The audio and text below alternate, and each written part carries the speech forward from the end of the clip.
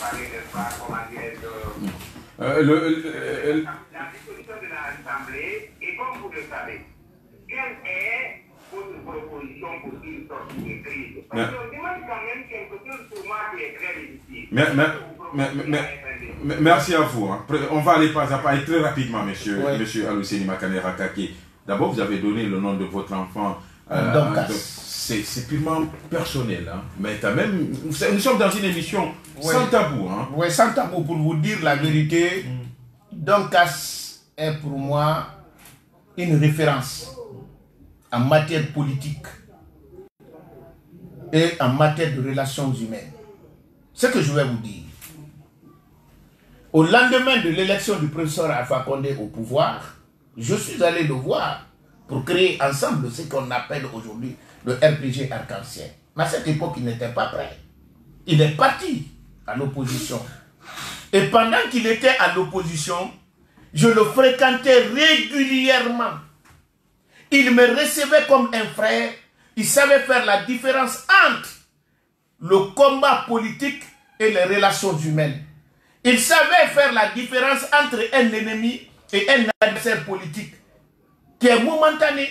Vous pouvez avoir un allié aujourd'hui qui demain votre adversaire, et votre adversaire d'hier devient votre allié d'aujourd'hui. Et quand au même moment, lui il est revenu au pouvoir, moi je me suis retrouvé dans l'opposition, nos relations sont restées intactes. Ça c'est un. Deuxièmement, cet homme, je l'ai fréquenté. La plus grande maladie qui frappe notre pays, qui empêche le développement de notre pays sur le plan politique et économique, ce qu'on appelle le régionalisme et l'ethnocentrisme, Dieu lui a épargné de cela. Il ne fait pas la différence, il ne fait pas un discours par rapport à cela. C'est pourquoi je dis ce monsieur-là mérite d'être célébré de son vivant. Puisqu'on a tendance ici à célébrer les gens, à les décorer à titre posthume. Deuxième question, très rapidement, parce qu'il y a quelqu'un qui nous appelle là. C'est par rapport à cette histoire de constitution, cette affaire de constitution. On sait que vous étiez là, vous êtes battu pour quand même pour qu'il y ait changement constitutionnel. Mais nous avons appris, il y a eu des informations comme quoi il y a eu falsification de la constitution. Lui-même, il a donné un élément dans le projet de nouvelle constitution. D'abord, d'ailleurs, c'est cet élément-là qui a fait adhérer certains activistes de la société civile dans ce combat-là. On dit après publication de cette constitution, on se rend compte que cette disposition-là a disparu. Quelle est votre analyse par rapport à cette situation? Oui ou non, il y a eu falsification de la constitution? Je suis très mal placé de le dire. Parce que vous-même, vous savez, j'ai fait 7 mois. Je suis à l'extérieur en train de me traiter. Quand je quittais, il y avait beaucoup de propositions. Mais à cette étape-là, nous étions dans le projet. Maintenant, ce qui a été soumis par le peuple et voté, c'est ce qui représente la Constitution. Quand la question a été posée, j'ai cherché à me renseigner et j'ai demandé à ce que la Constitution qui a été votée soit vraiment la Constitution qui est applicable.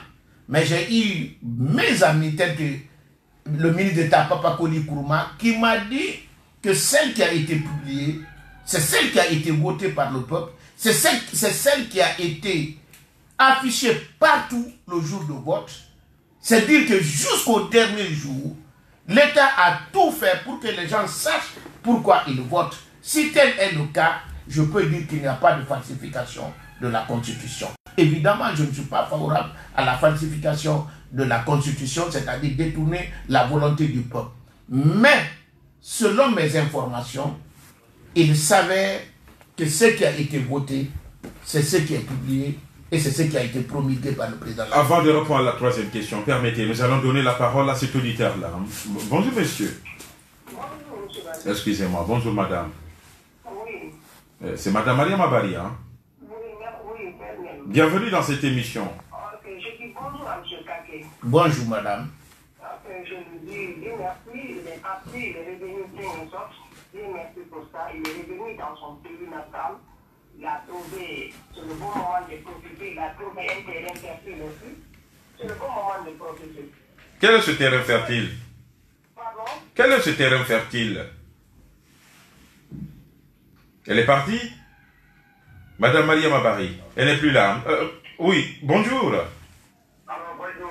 Oui, Madame Maria Mabari est partie, mais il y a une autre qui est là. Bonjour, monsieur. Bonjour, c'est M. Sokrabat, président Nambaye. Bienvenue dans cette émission, monsieur Sokrabat. Merci votre invité. Mais quand je fais un constat, il me déçoit parce que M. Makanera Kake. Donc, vous savez, dans la politique, il faut être constant. C'est que moi, Mme Amadouba a dit. Mais il a dit ça à M. Makanera, peut-être Makanera n'a pas compris. Dans la politique, il faut être constant. Des fois, il est de l'opposition, des fois, il est à la mouvance, des fois, il est au centre. On ne comprend pas. C'est pour cette raison qu'il y a beaucoup de la population qui ont démissionné dans la politique. Parce qu'on n'a pas de personnes presque dignes de confiance qui sont constants, qui sont cohérents dans leurs propos.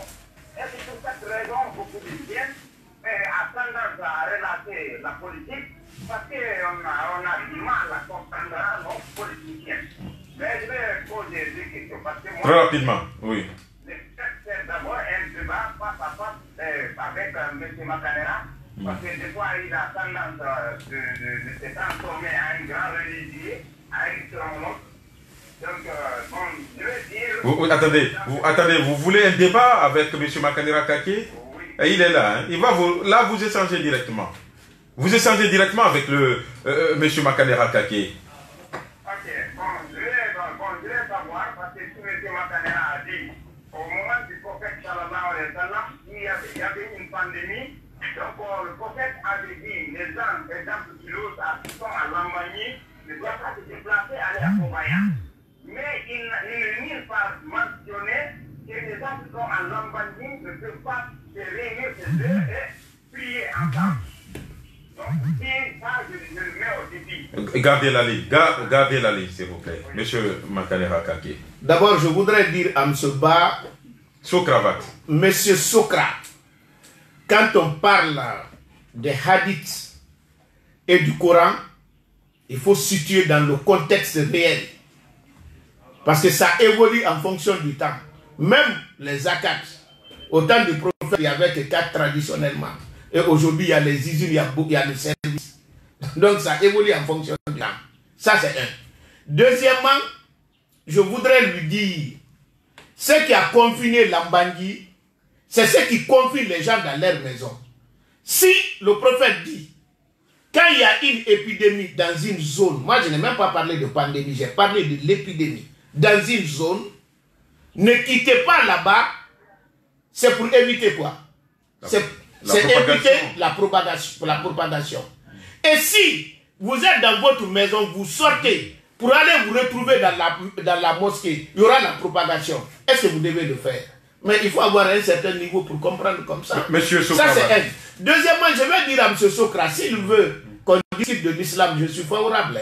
Mais je vais l'apprendre que je reprends encore, c'est que l'histoire politique de notre pays a été tronquée. C'est pourquoi quelqu'un qui soutient un Selouda Lendia, pendant près de 20 ans, nous on a renoncé à tout pour qu'il y ait la démocratie, pour qu'un opposant soit élu par bulletin. Pendant 20 ans, on est resté constant. Et en ce moment-là, son leader là, et ils ont dit qu'il profite avec le système. Monsieur, non, attendez. Non, c'est pas fini, c'est pas fini. Allez-y, mais et à la fin, quand on a pu planter l'arbre, l'arbre a commencé à donner le fruit. Parce que notre arbre, c'est notre combat pour qu'il y ait le multipartisme intégral. Quand il y a eu plusieurs partis politiques, quand LSLU a quitté le PUP qui n'a pas pu commander, il est venu d'abord à l'UPR. À l'UPR, on lui a refusé la tête, il est venu à l'UFDG. Et ça aussi, pourquoi? S'il ne le sait pas, c'est parce qu'il était tellement riche et que le parti était tellement pauvre, Baouri n'avait rien, Mamadou n'avait rien, ils avaient besoin d'aide financière.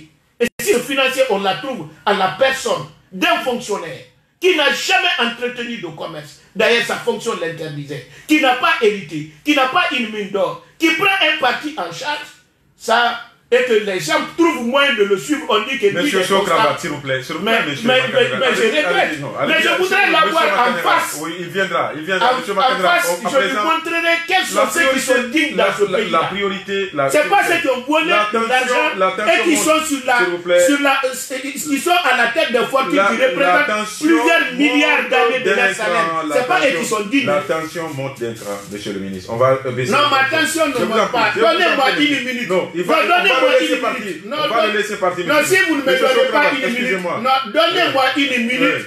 Parce que les gens ne comprennent pas pourquoi. Une seconde. Les gens ne savent pas pourquoi. Oui, monsieur Makadera, une seule question. Allez-y très rapidement. Oui. Ok, monsieur Makadera a dit un jour lors de leur campagne, il avait dit qu'il a dit dans le Saint-Coran parce qu'il confondait le Saint-Coran avec la constitution guinéenne. Là où il avait dit, mais lui, vous savez, donc en lisant le Coran, même en lisant le Coran, lui, il avait dit déjà, on dit mais il a fait allusion à ce verset-là, à la constitution guinéenne. Et je ne sais nulle part, ce n'est pas les mêmes choses. Parce que le prophète Mohamed merci à vous, messieurs. Merci à vous de nous avoir appelés dans cette émission. Oui, je sais que vous avez voulu continuer, mais vous savez, la radio Solaire, il y a beaucoup de personnes qui veulent intervenir dans cette émission. Hein. On va prolonger un autre jour le débat. Très rapidement, monsieur. Je l'ai dit à Mouroussoura Baïna, vous savez dire quoi? Consultez-les.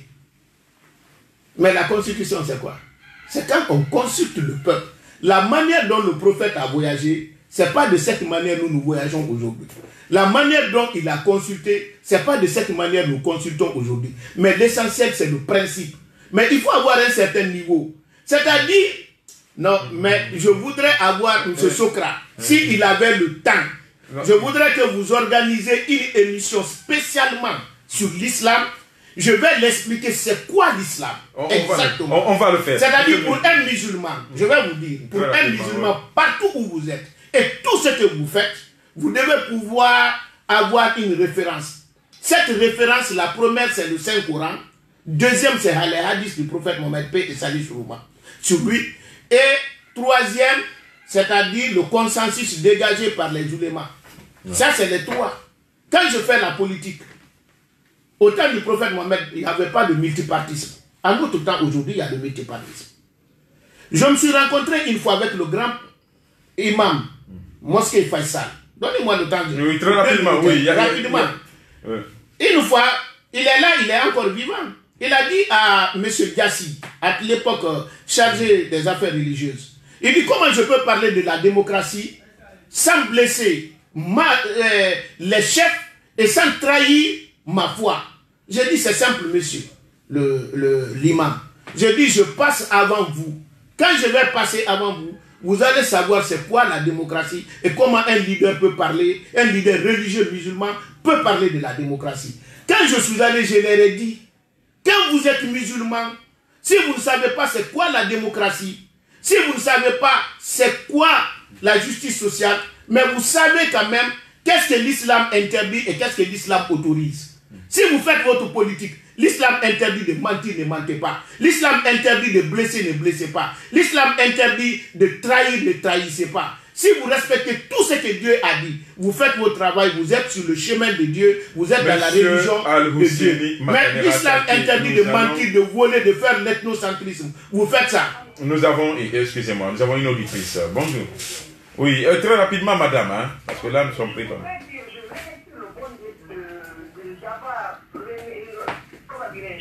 Retourner ce quartier en bon état, en pleine chose, pas de remettre Dieu pour ça. Je voudrais lui dire ce qu'il a dit, moi je suis parfaitement d'accord avec lui. L'histoire de la Guinée n'a même pas été enquête, comme il dit. L'histoire de la Guinée a été falsifiée. L'histoire, c'est une fausse histoire de la Guinée a eu. Depuis ça, on connaît, c'est le tout. C'était à cause de ça qu'ils ont jugé nécessaire de falsifier l'histoire de la Guinée. Tout ce qu'on dit aujourd'hui, c'est des fausses histoires. Est-ce que vous avez une question? Parce que là, le temps file. Je voudrais lui dire, aujourd'hui, j'avais appris un nommé, il a commencé à parler de la religion. Je voudrais lui demander ce quartier, Qu'en pensez-vous de cette réouverture de cette groupe de mosquées? Qu'est-ce que vous avez à dire dans ça? Je suis comme ça. Revenez de votre pays, vous avez le bon moment de profiter, de la paix faite. Le terrain est fertile, c'est le bon moment de profiter. Profitez, c'est la Guinée. Merci à vous, man. Avant de répondre à la question là, l'autre question de M. Aboubacar Sidibé. Est-ce que vous avez aujourd'hui une solution pour une sortie de crise, de l'impact alors politique? Parce que l'opposition pose... Je vous assure, en toute honnêteté, cette solution, c'est la presse, c'est la société civile qui peut trouver la solution en éduquant la population. Tant que les gens vont se regrouper pour défendre leur communauté, leur ethnie, on n'aura pas de solution. Parce que ceux qui sont opposés à Alpha aujourd'hui, à son troisième mandat, ou à son deuxième mandat, ou ils étaient opposés à son premier mandat, prenez le résultat de l'élection présidentielle depuis le premier tour jusqu'à aujourd'hui. C'est que ce n'est pas par rapport à ce qu'il a posé comme acte, on le juge. On le juge, c'est par rapport à ce qu'il est. Celui qui ne dit pas ça, il a menti. Et moi, quand je dis quelque chose, je donne les preuves irréfutables. Puisque les résultats des élections sont là encore, allez consulter. Que ce soit la présidentielle au premier tour et au second tour, les législatives de 1993, de 2013, jusque maintenant, vous verrez, c'est les mêmes personnes qui sont opposées à lui. Et mais ce qui est paradoxal, c'est que c'est les mêmes personnes qui étaient avec lui quand il était avec Bamamadou, avec Siradou, mais qui étaient opposées à Selou. Et c'est les mêmes personnes qui se retrouvent aujourd'hui, soutiennent de Selou, qui pensent qu'ils sont constants. C'est ceux qui soutiennent Alpha qui ne sont pas constants. La question de Mme Malheureusement. La question de Mme Mariam Abari. Que pensez-vous de l'ouverture de ces mosquées-là pour... Bon, moi je n'ai pas tous les aspects. Mais si cela peut éviter, toutes les conditions sont créées pour ne pas que la pandémie là explose, c'est une bonne chose. Parce que les musulmans, il n'y a pas un moment où il est proche de Dieu que quand il a le front sur le sol et surtout en groupe. Donc c'est une bonne chose pour un musulman. Mais à condition que cela garantit leur santé. Monsieur le ministre, oui. Le 5 août, ça vous dit quelque chose? Le 5 août. Convention nationale ça me dit quelque chose. Mais avant le 5, il y a le 27. La convention de la CODEC, Coalition démocratique pour le changement dans la continuité. Nous allons nous retrouver pour discuter et voir qui va être notre candidat à l'élection présidentielle. Parce que moi, personnellement, j'estime... Vous avez le portrait robot? Oui, moi personnellement, j'estime que le meilleur candidat aujourd'hui pour la Guinée et même pour l'opposition est le professeur Alpha Condé. Comment ça? Parce qu'il incarne aujourd'hui l'unité de la Guinée. Vous savez, nous avons eu tort, nous, anciens de l'UNR, nous, anciens de PRP, nous, anciens si c'est l'ARN, le parti de Alioune 5, d'avoir pensé que la meilleure façon d'accéder au pouvoir, il fallait regrouper tous les partis de la moyenne Guinée dans un seul parti, appelé l'UPR.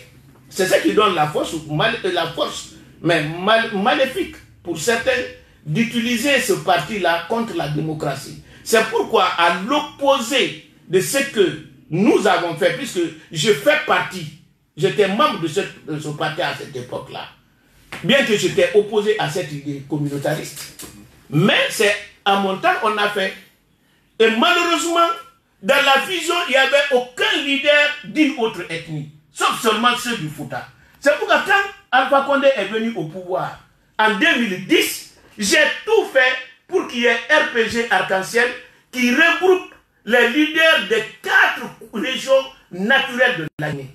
Maintenant, le jour où on va comprendre que la politique, ce n'est pas une affaire de région, ce n'est pas une affaire de communauté, c'est un problème d'intérêt. Et que d'ailleurs, la qualité en politique, c'est de pouvoir venir militer dans un parti politique. Quand vous estimez que vos intérêts et les intérêts de votre peuple est défendu, et de quitter lorsque vous estimez que celui qui est à la tête n'est pas capable de répondre à vos attentes, lorsque cela sera célébré ce jour-là, on aura la démocratie. Mais si on pense que le meilleur démocrate, le plus digne, le plus honnête, c'est celui qui est derrière un homme comme un dieu. Donc, si on ne quitte pas un leader de parti politique, il devient un homme infaillible. Il devient Dieu et son parti devient une religion. Que pensez-vous de ces manifestations-là qui se sont récemment déroulées du côté des Cancans pour demander donc l'électrification de la région?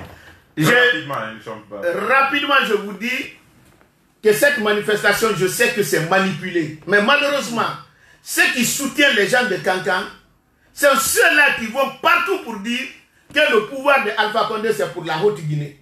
Que ce qu'il a fait en Haute-Guinée, il n'a fait nulle part. Maintenant, si je vois ces mêmes personnes croire même une seconde que ceux-là qui les soutiennent aujourd'hui sont réellement leurs soutiens, je leur dis qu'ils les soutiennent comme la corde soutient le pendu. Parce que c'est des gens partout. S'ils ne sont pas d'accord, je le dis les gens de l'UFDG, s'ils ne sont pas d'accord, je peux donner la preuve contraire de leur discours partout, puisque nous étions ensemble, où ils disaient que ce soit les nominations, que ce soit les investissements, que tout est orienté vers la Haute-Guinée. Et ça, c'est un. Oui, oui, oui. Oui. Et deuxièmement, je suis étonné. Je ne dis pas le nom de quelqu'un. Attendez, ces manifestations ne sont pas justifiées à Cancan? Non, ces manifestations, je vous dis, je suis contre la violence, que ce soit à Cancan ou partout.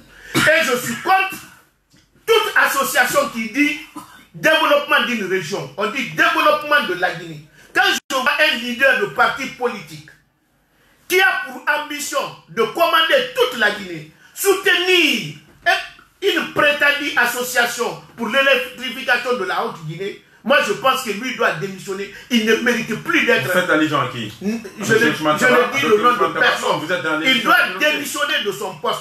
Parce qu'on ne dit pas l'électrification de la Haute-Guinée quand on veut gérer toute la Guinée. On dit l'électrification de la Guinée. Alpha Condé n'est pas président de la Haute-Guinée, il est président de la République de Guinée. Ceux qui se posent la question aujourd'hui, est-ce qu'il y a le courant à Cancan, devaient se poser la question, est-ce qu'il y a le courant à Zérékouri, devaient se poser la question, est-ce qu'il y a le courant à Kindia, est-ce qu'il y a le courant à Boké, est-ce qu'il y a la route à Forêtaria. C'est comme ça un homme politique doit raisonner. Ce n'est pas en utilisant des petits pouvoirs parce qu'on veut arriver au pouvoir. Vous êtes confiant? Le 18 octobre, la date vous dit quelque chose? Oui, absolument, c'est l'élection présidentielle. Elle aura lieu à cette date? Je souhaite ardemment qu'elle ait lieu. Pourquoi? Parce que nous avons besoin, nous n'avons pas besoin d'un passage à vide, nous avons besoin de reconduire le professeur Alpha Condé pour le permettre d'achever ses chantiers. Moi, je n'ai pas la même lecture que la plupart des Guinéens qui pensent que le développement seulement est matériel. L'homme n'est pas seulement biologique, mais l'homme est d'abord social. Pour cela, le plus grand chantier du professeur Alpha Condé, c'est comment réconcilier les Guinéens. Et pour réconcilier les Guinéens, il faut faire lire à la Guinée la vraie histoire de notre pays. Il ne faut pas que les gens pensent... Le défi là sera après 2020 ou... Oui, le défi là sera après 2020. C'est pourquoi, comité de réconciliation, comité de ceci, la vraie réconciliation, est-ce qu'il doit avoir réconciliation en Guinée? Certains disent non, d'autres disent oui. Moi, je dis oui et non. Réconciliation. Je vais vous donner une petite histoire. Très rapidement. Un jour, j'ai pris une fille dans ma voiture lors de l'élection présidentielle de 2010. Elle partait à la Bandeli, je l'ai déposée à Nongo ici. Le lendemain, je l'ai dit, vous êtes ma femme. Le lendemain, je retrouve la même personne, je l'ai pris. Il dit, ah, Mimi de Yidi Maba, Konoba Angaïda pour l'eau. Il dit qu'elle m'aime, mais moi je n'aime pas. Parce que je milite pour le RPG, je ne milite pas pour l'IFDG. Donc il faut les apprendre qu'on peut bien aimer Selou et sans voter pour lui. Quand on estime qu'il ne peut rien faire pour la Guinée. Moi je ne suis pas opposé à Selou. L'Assemblée nationale. J'aime beaucoup Selou dans beaucoup de domaines. Et je respecte son épouse qui est très sociale.